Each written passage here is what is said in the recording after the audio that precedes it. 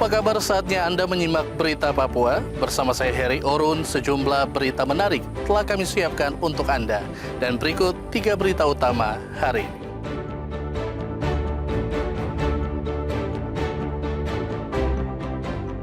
Polres Manokwari ringkus 3 warga yang akan memakamkan asisten rumah tangga secara tidak layak.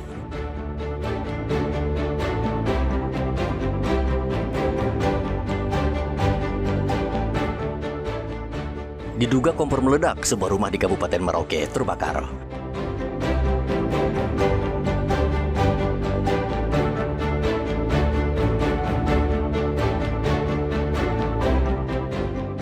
Seribu lilin sebagai simbol duka perempuan Sentani untuk pasien Irene Sokoy.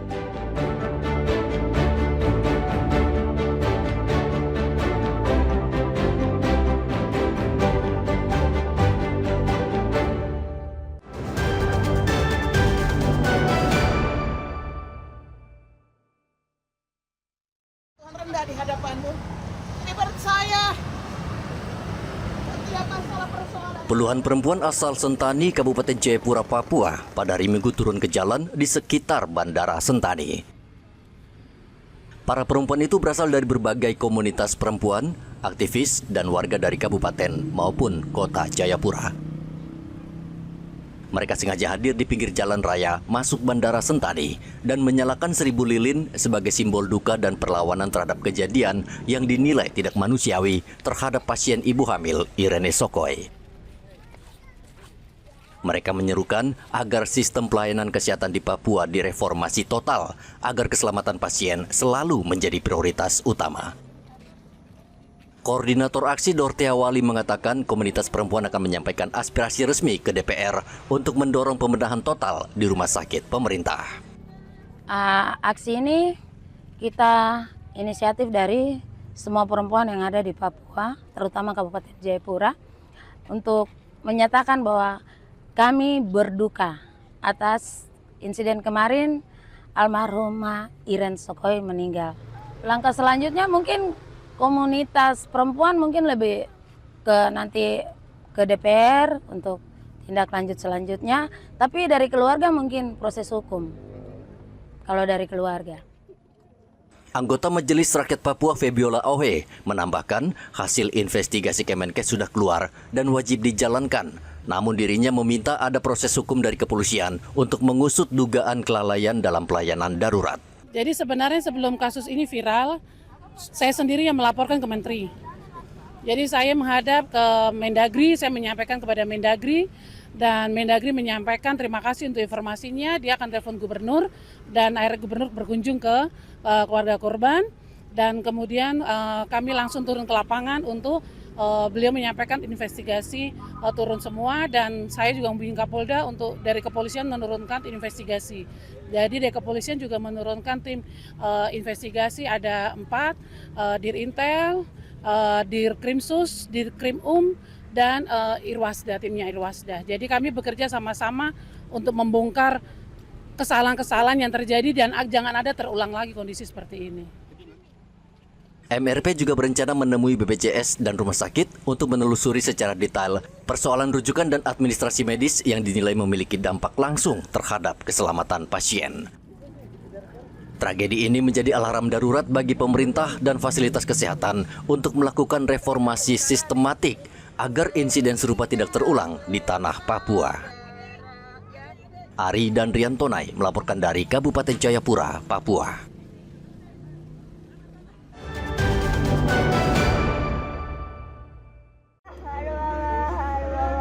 Kematian Irene Sokoy, pasien ibu hamil yang diduga ditolak sejumlah rumah sakit di Jayapura, mendapat atensi serius dari Komisi Nasional Hak Asasi Manusia.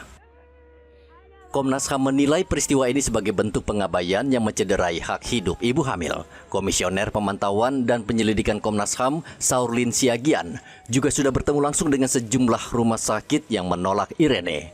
Tim Komnas HAM juga telah bertemu dengan keluarga korban, Majelis Rakyat Papua, dan BPJS Kesehatan untuk menelusuri aspek jaminan kesehatan yang berkaitan dengan proses rujukan pasien. Komnas HAM juga mendatangi sejumlah rumah sakit yang diduga terlibat Dari hasil sementara, terdapat indikasi saling lempar tanggung jawab antar fasilitas kesehatan saat menangani pasien kritis. Ini pelanggaran hak asasi yang serius dan semua pihak harus menjalankan tugasnya, termasuk Polda Papua harus melakukan penyelidikan terhadap peristiwa ini. Ini sangat menyedihkan kita semua ya, bahwa ini seharusnya tidak terjadi di negara kita. Komnas HAM saat ini tengah menyusun rekomendasi mendalam untuk mendorong akuntabilitas dan perbaikan sistem pelayanan kesehatan di Papua. Komnas HAM juga menyatakan komitmen untuk menuntaskan kasus ini agar kejadian serupa tidak terulang. Tragedi kematian pasien Irene Sokoy dan bayinya menggemparkan Nusantara. Di tanah yang kaya akan emas, harusnya kematian ibu hamil tidak terjadi. Rian Tonai melaporkan dari Kota Jayapura, Papua.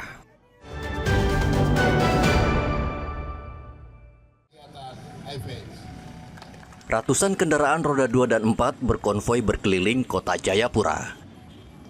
Atribut bendera merah putih ini sengaja dibawa saat pawai oleh ratusan pemuda Barisan Merah Putih Kota Jayapura sebagai simbol perjuangan melawan penyakit menular HIV/AIDS.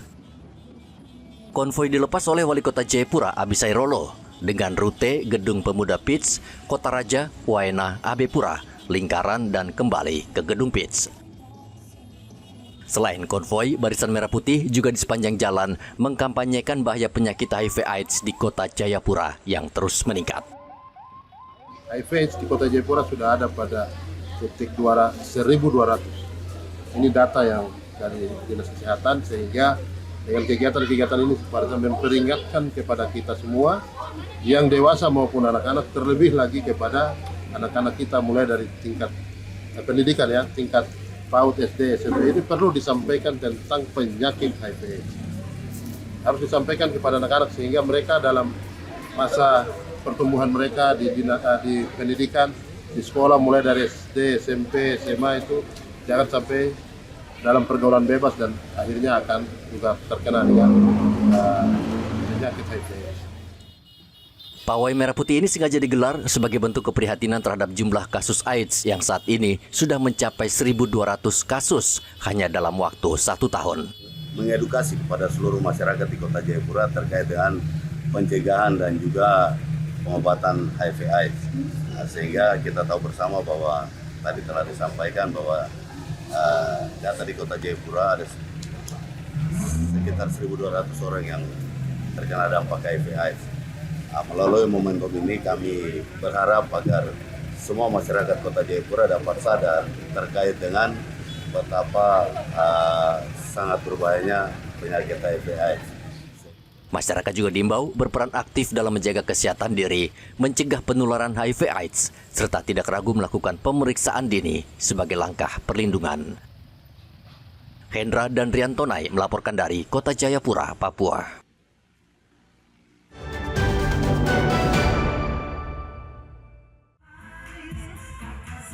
Pagelaran Pekan Olahraga Provinsi di Merauke, Papua Selatan berdampak pada ekonomi warga, terutama usaha mikro kecil dan menengah atau UMKM.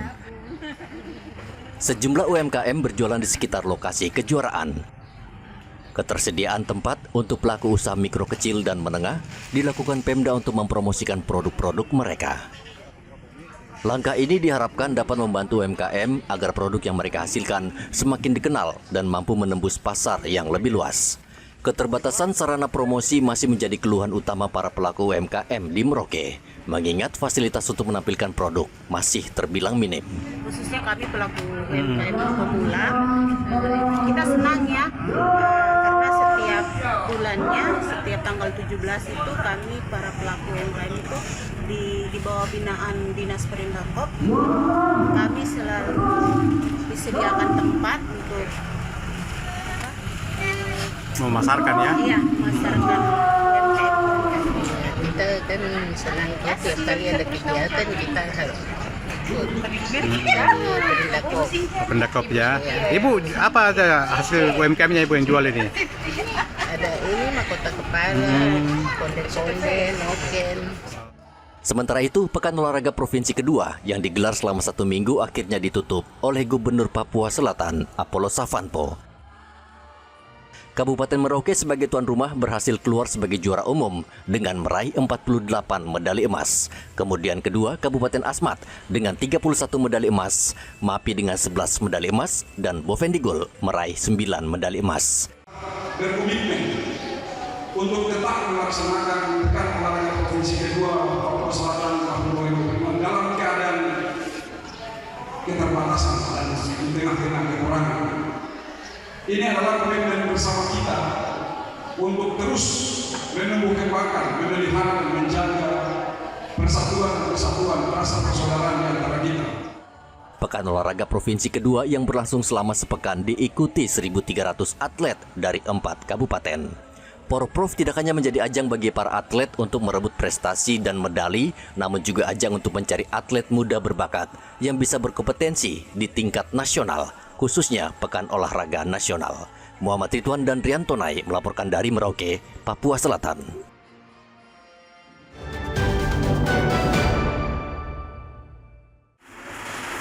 Sebuah rumah di Wasur 2, Kabupaten Merauke ludes terbakar pada hari Senin. Api dalam waktu singkat menghanguskan seluruh bangunan, berikut barang-barang di dalam rumah. Nur Cahya, warga yang tinggal tepat di sebelah rumah yang terbakar, mengatakan api diduga berasal dari kompor yang menyala. Saksi kemudian mendengar suara ledakan keras disusul kobaran api yang terus membesar. Bangunan rumah yang terbuat dari kayu juga membuat api dengan mudah membakarnya. Kompor. Jam berapa tadi tuh? Sekitar jam berapa ya? Ya 20 menitan yang lalu lah. Ada ledakan sebelumnya, tidak ada? Ada ledakan dari minyak tanah. Minyak tanah itu ya. 2 mobil pemadam kebakaran dikerahkan memadamkan api sehingga tidak membesar dan merembet ke rumah lainnya. Tidak ada korban jiwa dalam kebakaran ini, namun pemilik harus mengikhlaskan sebagian barang berharga miliknya hangus terbakar. Polisi masih menyelidiki penyebab pasti kebakaran.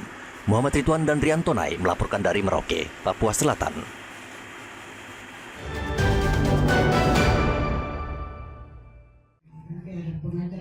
Kasus rabies saat ini mulai merebak dan menyebar di sejumlah daerah di tanah air. Namun di Papua, sejauh ini belum ada laporan kasus rabies yang menyerang warga. Meski demikian, pemerintah Provinsi Papua Selatan mengambil sejumlah langkah antisipasi untuk pencegahan dini. Pemerintah daerah akan mengawasi ketat seluruh pintu masuk ke Merauke, khususnya bandara dan pelabuhan, dan menjadi prioritas pengawasan. Pengawasan bertujuan memastikan tidak ada hewan penular rabies atau HPR yang beresiko membawa virus rabies ke wilayah Merauke. Ini sesuai laporan tim kami, para dokter, alhamdulillah kita belum ada penyakit rabies. Oleh karena itu kami bukan berarti kita santai-santai, tapi kita tetap waspada terhadap penyakit itu karena penyakit itu sangat berbahaya. Oleh karena itu kita selalu intensifikasi komunikasi dengan para peternak, pencinta hewan peliharaan, dengan para dokter ketika ada gejala sedikit, gejala itu langsung mereka melaporkan ke tim kami. Saat ini untuk mengantisipasi supaya tidak ada rabies, saat ini kita tidak boleh mendatangkan hewan peliharaan dari luar. Kita sementara ini close dulu ya, tidak boleh dok ya. Pemprov Papua Selatan saat ini memiliki peraturan daerah yang mengatur larangan masuknya hewan pembawa rabies atau anjing gila, seperti anjing, kucing, burung, dan monyet. Data Kementerian Kesehatan pada tahun 2024, terdapat 185.359 kasus gigitan hewan penular rabies dan 122 kematian akibat rabies di Indonesia. Sedangkan hingga Maret 2025, angka gigitan hewan penular rabies mencapai 13.452 kasus dan 25 kematian. Sebagian besar diakibatkan oleh gigitan anjing. Muhammad Ridwan dan Rian Tonai melaporkan dari Merauke, Papua Selatan.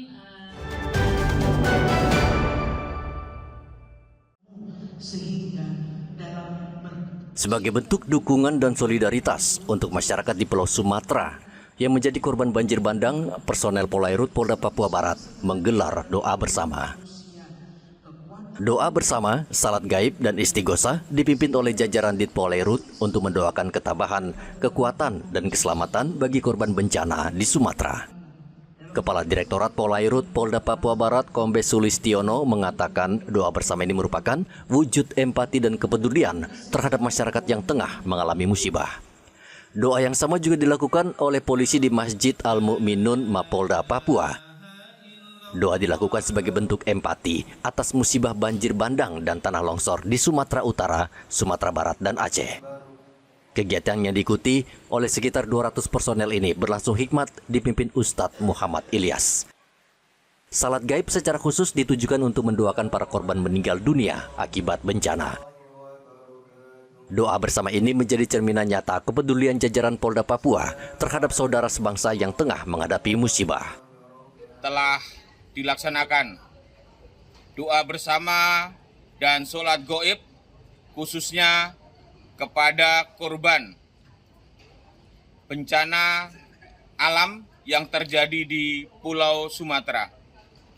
Maksud dan tujuan kegiatan ini adalah sebagai dukungan moral kepada saudara-saudara kita di sebagian besar Pulau Sumatera yang terdampak bencana alam untuk memberikan kekuatan dan dukungan moral dan berdoa semoga kita segera bisa melewati bencana alam yang terjadi ini. Banjir dan longsor menjadi pengingat bagi seluruh personel untuk terus bersiaga dalam situasi apapun. Banjir dan longsor di Pulau Sumatera saat ini merenggut ratusan jiwa. Presiden Prabowo langsung ke lokasi untuk memastikan pendistribusian bantuan dan evakuasi korban berjalan lancar. Topan dan Arthur melaporkan dari Manokwari dan Kota Jayapura.